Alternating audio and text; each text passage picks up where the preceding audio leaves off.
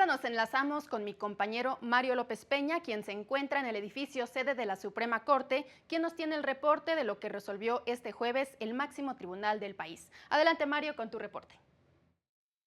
¿Qué tal? Muy buenas tardes a todas las personas que siguen esta transmisión. El Pleno de la Suprema Corte de Justicia de la Nación avanzó en la resolución de la controversia constitucional promovida por el municipio de Zitácuaro, Michoacán, contra disposiciones de las leyes orgánica municipal y de mecanismos de participación ciudadana, así como el reglamento del Instituto Electoral para la consulta previa, libre e informada para los pueblos y comunidades indígenas y el acuerdo correspondiente.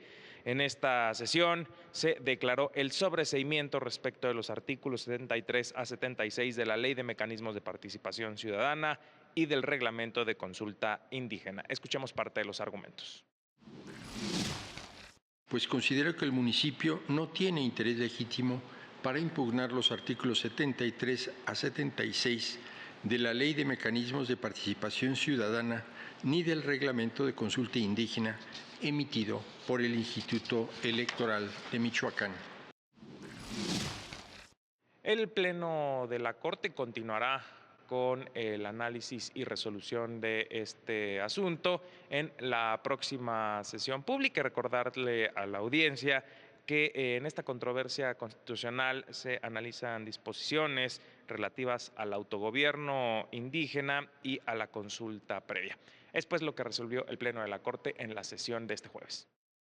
Muchas gracias, Mario, te agradecemos tu reporte. Y en otra información, la primera sala de la Corte determinó que no constituye una exigencia que en las sentencias de amparo, sobre todo en la parte considerativa, se incluya un apartado en el que se especifiquen los plazos, requerimientos y apercibimientos en que las autoridades responsables deben acatar el fallo para asegurar su cumplimiento, ni que esto se vea reflejado en un punto resolutivo. Debido a que tales medidas corresponden a la etapa de ejecución del juicio de amparo, el cual inicia una vez que la sentencia causa ejecutoria y se ordena su ejecución en los términos de los artículos 192 y 193 de la ley en la materia. Al resolver una contradicción de criterios, precisó que será hasta ese momento cuando se formule cualquier requerimiento a la autoridad vinculada para cumplir con el fallo protector, otorgándoles un determinado plazo para ello, bajo apercibimiento que de no hacerlo serán acreedores de multas o, en su caso, a la remisión del expediente a la Suprema Corte para que siga el trámite de inejecución, el cual puede culminar con la separación de su puesto y su consignación. Recordó que en la sentencia de amparo y sus efectos, el juzgador debe precisar con claridad los efectos en que se traduce la concesión del amparo, así como los supuestos bajo los que debe de actuar la autoridad, para restituir la parte quejosa el goce de sus derechos. Ahora nos enlazamos con mi compañero Juan Carlos González, quien se encuentra en Monterrey, Nuevo León, en donde se lleva a cabo la tercera sesión del Encuentro Nacional sobre Seguridad y Justicia, convocado por el Poder Judicial Federal. Adelante, Juan Carlos, con tu reporte.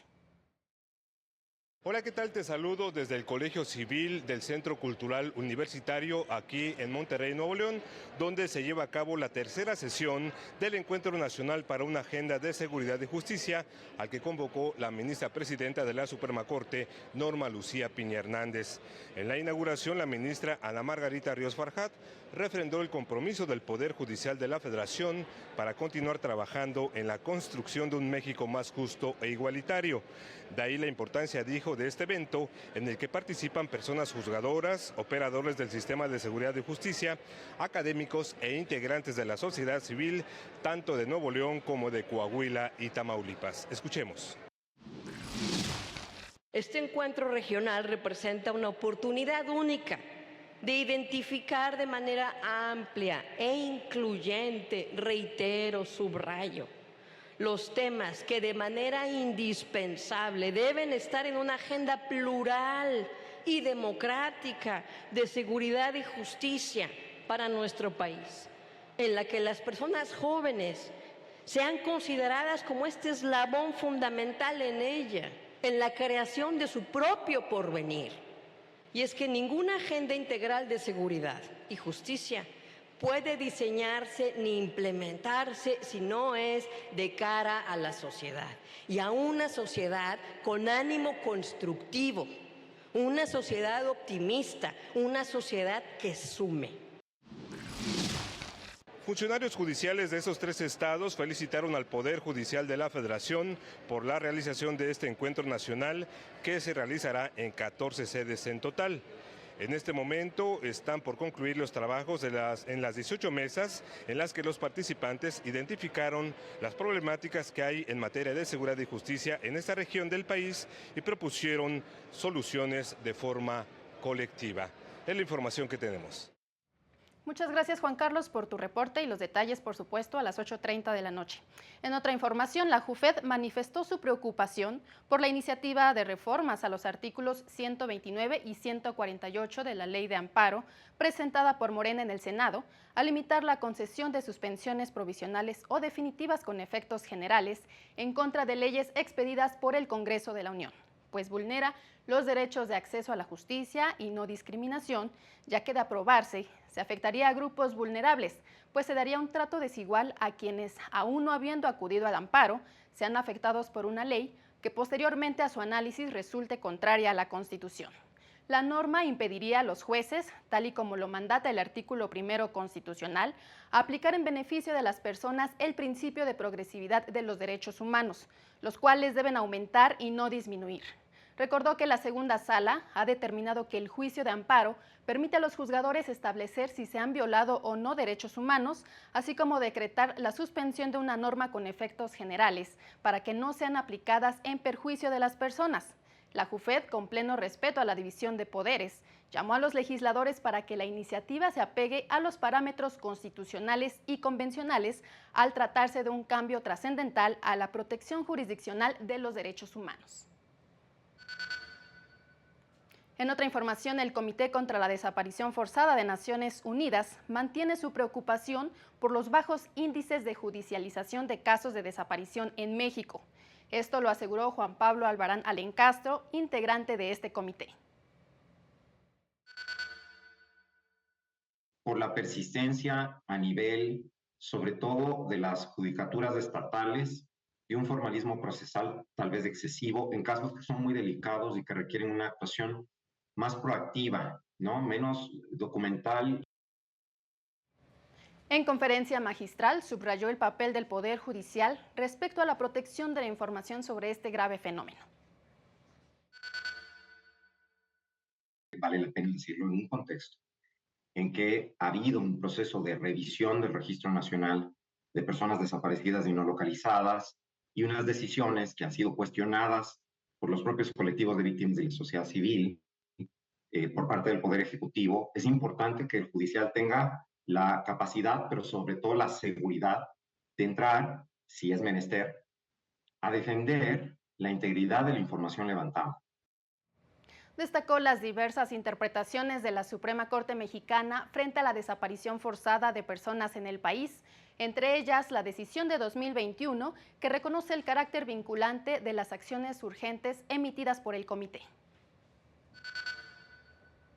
En otras noticias, la primera sala de la Corte determinó que es constitucional el artículo 2, fracción primera, inciso B, numeral 6 de la Ley del IVA, que aplica tasa cero a los alimentos para consumo humano y animal, con excepción de los alimentos procesados para perros, gatos y pequeñas especies que se utilizan como mascotas en el hogar, cuya venta se grava con tasa del 16%.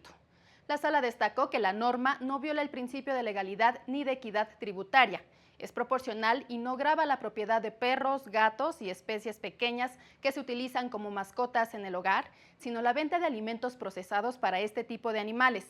Agregó que la disposición busca fomentar las actividades del sector primario y facilitar la adquisición de alimentos no procesados. Y la elección de jueces a través del voto popular podría derivar en la politización de las decisiones jurisdiccionales derivado de las presiones de diversos grupos, así como en la afectación a la imparcialidad y la integridad del Poder Judicial de la Federación. De acuerdo con el magistrado del 10º Tribunal Colegiado en materia administrativa del Primer Circuito, Juan Pablo Gómez Fierro, lo anterior es una de las principales desventajas de la propuesta de reforma que se discutirá en el Congreso sobre la elección de ministras, ministros, magistradas, magistrados, juezas y jueces de distrito. Estas influencias externas pueden comprometer la imparcialidad y la independencia del Poder Judicial, lo que podría también conducir a decisiones sesgadas o injustas. Por ejemplo, los jueces pueden sentirse obligados a dictar fallos que se alineen primero con la opinión popular, como decía previamente, pero también con los intereses de los votantes que son afines o que de alguna manera aseguraron su elección. En conferencia agregó como desventajas los riesgos de elecciones desinformadas, uso de demagogia y retórica populista, partidismo, financiamiento de campañas y el riesgo de carecer de juezas y jueces preparados. Hacemos una breve pausa, pero continuamos con más información.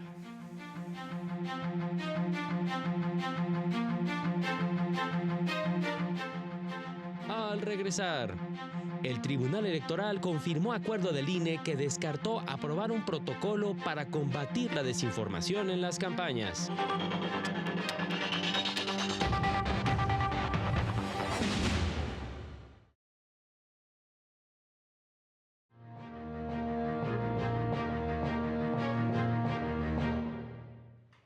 Y es momento de continuar con las noticias. La Sala Superior del Tribunal Electoral aprobó por unanimidad el acuerdo del Consejo General del INE, que rechazó establecer un protocolo para coordinar acciones con el gobierno federal y empresas de redes sociales para identificar, prevenir y exponer campañas calumniosas automatizadas que difundan noticias o información falsa en el proceso electoral que se encuentra en marcha.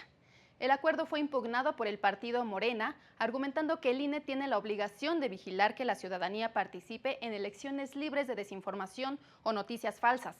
La Sala Superior explicó que la autoridad cuenta con un marco jurídico sólido que facilita investigar y sancionar la difusión de propaganda calumniosa, sea o no masiva. Además de que se coincide con la responsable por cuanto hace a que actualmente existen los cauces legales para conocer y resolver aquellas quejas que se presenten por la difusión de propaganda calumniosa. Por su parte, la Sala Regional Guadalajara revocó la sentencia del Tribunal Electoral de Sinaloa, con la que había confirmado los lineamientos emitidos por el Instituto Electoral del Estado para el registro de candidaturas. Lo anterior, pues, no atendió los planteamientos de inconstitucionalidad que presentó el PRI, por lo que ordenó estudiarlos para emitir una nueva resolución. Toda vez que ante la solicitud expresa de inaplicación del artículo 22 de la Ley Electoral Local, el órgano jurisdiccional responsable debió realizar el procedimiento de estudio de control de constitucionalidad o convencionalidad y determinar lo conducente. Y en otra información, de acuerdo con la jurisprudencia de la Sala Superior del Tribunal Electoral, las y los funcionarios públicos que hayan solicitado licencia para competir por un cargo de elección popular deben reincorporarse a sus funciones una vez pasada la jornada electoral, en caso de no haber ganado, señaló la Sala Regional Jalapa.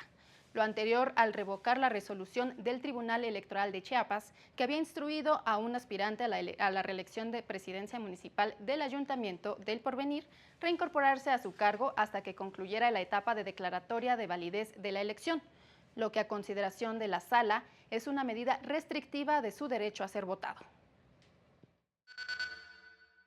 Una vez acontecida la jornada electoral, ya no existe la posibilidad de ejercer presión sobre los electores a partir del uso de recursos públicos, porque agotada la jornada se excluye dicho escenario.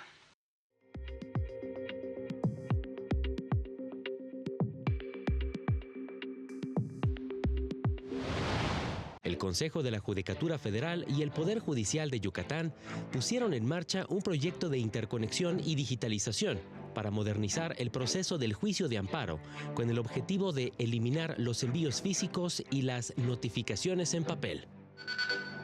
El Congreso de Chihuahua aprobó la reforma judicial que elimina la paridad de género en la designación de magistraturas y deja al Consejo de la Judicatura la facultad para determinar cómo se evaluará a quienes aspiren a ocupar magistraturas vacantes o de nueva creación.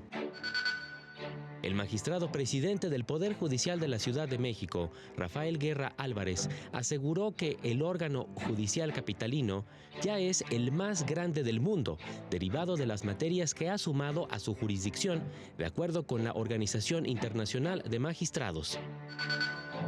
Magistradas, magistrados y personal jurisdiccional del Poder Judicial de Jalisco iniciaron el taller de sensibilización en la impartición de justicia con enfoque en personas con discapacidad para generar acciones que involucren a este sector de la población.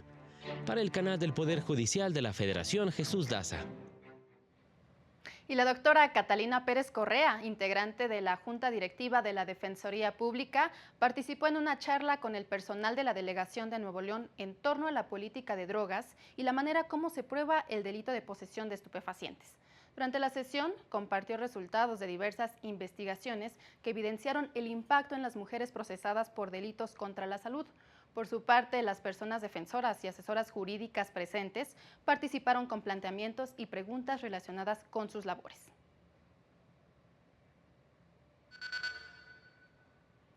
Y el Consejo de la Judicatura Federal puso a disposición la obra Artículo 3, Convención Belém do Pará, Derecho de la Mujer a una vida libre de violencia, en la que se establece el derecho que da la pauta para toda esta convención vigente en nuestro país desde 1999.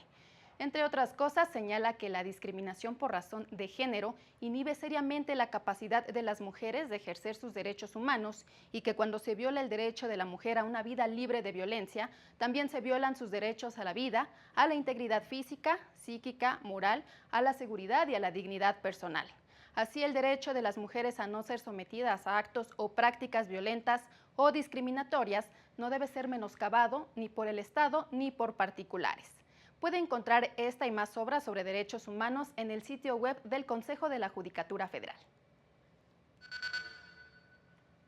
De esta manera concluimos esta emisión. Soy Laura Murillo y lo invito a mantenerse en la señal del canal del Poder Judicial de la Federación.